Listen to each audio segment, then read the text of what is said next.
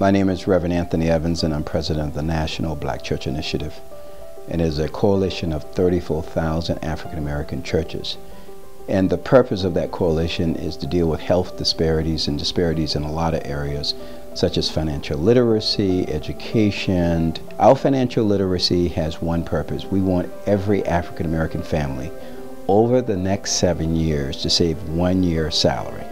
The purpose of this is to answer the economic disaster that has occurred in this country for the past 4 or 5 years. In doing so, we found a mechanism whereby we can, by cutting the expenses, cutting the budget of African American families, one of the missing items of that is life insurance.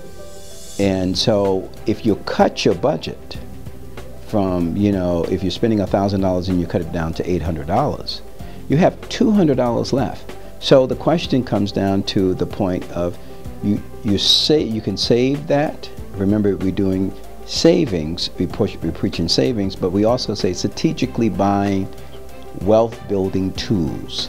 And one of the critical points of wealth building tools is that you have to have adequate insurance.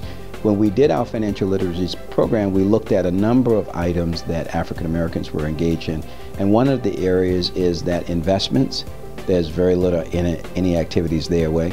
And also the other area is inadequate insurance. But now, because we are cutting that personal budget and coming out with what we call a sweet saving spot, that $200, you can take 10% of that and buy yourself another $100,000 worth of insurance and assure the wealth building activities of your family will go on for a very long time. So this is sort of an ideal fit that we are promoting a product that's not only good for the economic viability of that individual and that family and that child, but we also are promoting savings, keeping with our mission statement, and also making sure that that family have a with traditional wealth building foundation and moving forward.